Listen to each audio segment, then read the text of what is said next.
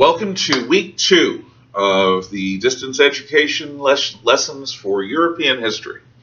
We start with the situation in Italy. As totalitarianism comes to Italy, there are a few typical things that you're going to see in the other cases as well. In Italy's case, there was massive loss along the frontier with Austria during the war. There were no less than 9 battles of the Isonzo River. There was a major Austrian breakthrough at Caporetto. In fact, the only people that the Austro-Hungarian army could consistently beat were the Italians, were the Italians. And so Italy lost a lot of men in this meat grinder along the Alpine frontier with Austria. But what they were supposed to get for it was dictated by their policy in 1914 and 15 of sacro egoismo. Sacro egoismo, divine egotism, is where Italy drops its alliance, its membership in the Triple Alliance of Germany, Austro-Hungary, and Italy, in order to basically sell its services to the highest bidder. And since what they really wanted was the Austrian Tyrol and Istria, the mountainous territory of Tyrol and the peninsular region of Istria dangling into the northern Adriatic Sea, the Allies would ultimately come up with the asking price for Italian participation in the war. But the Italian army is not the Roman army. And it is a bloody series of disasters that Italy participates in World War I. But it's all going to be worth it at the end. When the Allies win the war, it's all going to be worth it. Well, sacro egoismo is like a bug flying along through the desert until all of a sudden a windshield comes along. And that windshield is the Versailles Peace Conference of 1919. The fact is that the Allies, who are not Italy, don't really care about Italy's desires or war aims, not beyond a certain point. Compared to Clemenceau's fear of the Germans, Lloyd George's desire to have a humane peace with Germany while at the same time getting Germany to pay for the war, and Wilson's ideas of reorienting humanity along rationalistic, utopian, progressive lines, the old-fashioned desire for the Tyrol and Istria that Prime Minister Vittorio Orlando brings to his membership in the Big Four at the Paris Peace Conference of 1919, at the Versailles Treaty Conference, is really nobody else's concern. And so Italy is going to have its war aims reduced in order to build a stronger, greater Serbia, which is called the Kingdom of the South Slavs, which is Yugoslavia. So, in order to please the Yugoslavs, Italian war aims are going to have to be sacrificed.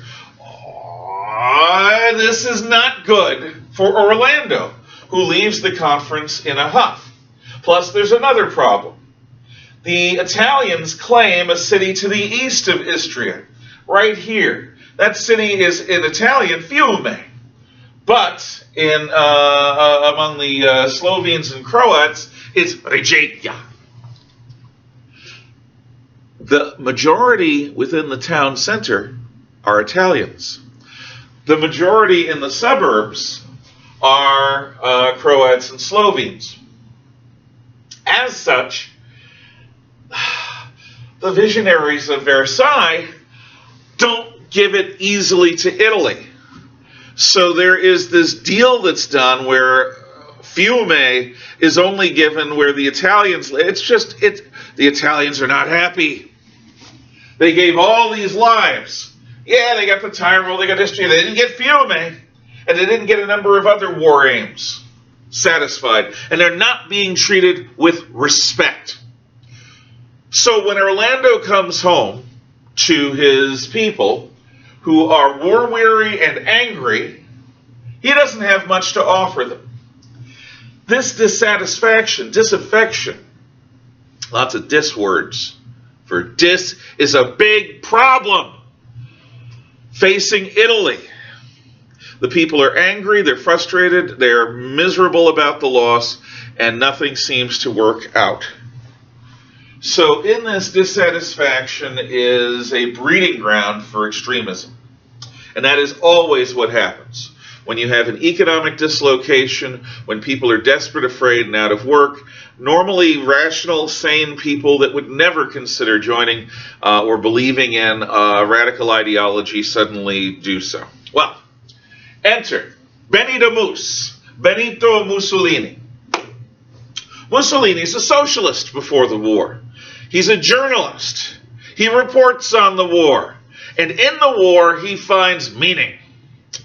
Where men are men, where they meet this cowardice that's in them and overcome it with courage, where life matters, because every matter is life and death.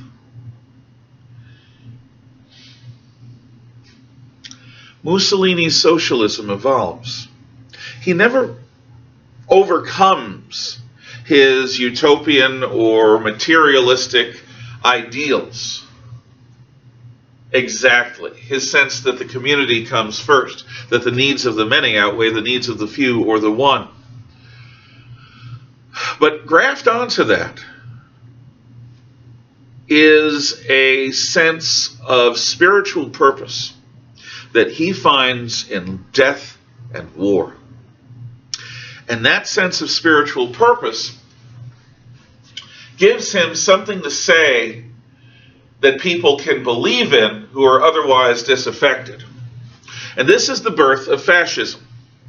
Fascism is named after the old Roman symbol of the Republic. It was more than a symbol, they were actualities. You have a bunch of bound up rods wrapped around an axe. The rods are there to deal with internal problems and dissent. The axe is there to deal with external problems or invasion. The fasces represent the spirit of the Roman Republic, where every man is a soldier and earns his citizenship through military service by standing up against the enemies of the Republic, both foreign, that's the axe, and domestic, that's the rods. If you look closely at the State of the Union speeches that presidents have made, in the background you will see fasces behind the rostrum that the president speaks from in the House of Representatives. Because our ancestors, our founding fathers, saw the Roman Republic as their best example. So they adopt the fasces as their symbol. Fascism to Mussolini is a way for Italy to find its manhood, to find its vitality, to find itself in a gray modern epoch of meaninglessness, and to recapture the fire that was the Roman Empire. So fascism combines a lot of socialist ideas with this revival of vital male essence and spirit that Mussolini is preaching.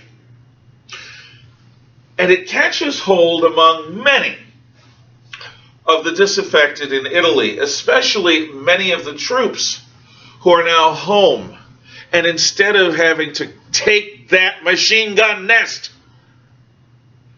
they have to take guff from a mediocrity of a boss in a meaningless job, if they even are lucky enough to have a job. Mussolini emulates Giuseppe Garibaldi in that his men are going to have a uniform that's a shirt, but it's not going to be the red shirts of Garibaldi, it's going to be the black shirts of the fascists. In the early 1920s, Orlando's government is shaky, and Mussolini sees an opportunity. He calls for a march on Rome, and his fascists join him. And like Garibaldi marching from the south, Mussolini's fascists, as they go from town to town, get larger and larger. They seem to be inevitable. They seem to have a momentum that nothing can stop, to be the proverbial irresistible force. The government flees. Mussolini arrives uncontested to become master of Rome and is invited by the king to form a government. Mussolini basically does this and causes the Italian government to flinch to such an extent that he becomes dictator, fascist dictator of Italy. What he does with this power is establish what is called the corporative state. And what the corporative state is that idea that we talked about when we saw Fritz Lang's silent film clips from his movie Metropolis. The head that plans and the hands that do need something to intervene between them, or there'll be disharmony and social revolution. And what needs to intervene is the heart.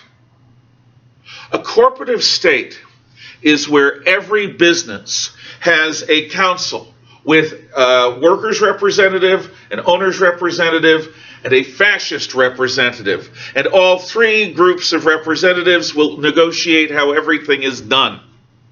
The corporative state is designed to prevent and eliminate strife and labor discord by combining everyone into leadership. In fact, it always benefits the owners, and it benefits those owners that are in harmony with fascist policy. It enriches fascist party officials and wealthy business owners who are going along with the fascists. The workers do get not equal treatment. Finally, Benny the Moose establishes domestically the Lateran Accords, which is a peace treaty with the Roman Catholic Church. Remember, since the unification of Italy in 1871, the popes have been the prisoners of the Vatican, railing against the illegitimate kingdom of Italy. Mussolini gets done what no previous Italian government is willing to get done. It negotiates a deal whereby the Roman Catholic Church is recognized as an independent state, that Vatican City is given all of the panoply of qualities that an independent nation has, and that a series of other agreements are done so that the Catholic presence in Italian society is still going to be strong and vivid. Mussolini gives all of this because he believes that the fascist influence is not directly threatened by Catholicism, but moreover can outcompete Catholicism when push comes to shove. So Mussolini makes peace with the Catholic Church. He tries to make peace with the workers through the corporative state. He is trying to revive the masculine spirit of Italy, with the result being a new society. And the scary thing is that Mussolini is received with almost universal adulation in the West, especially after the Depression hits, including in the United States. More next time.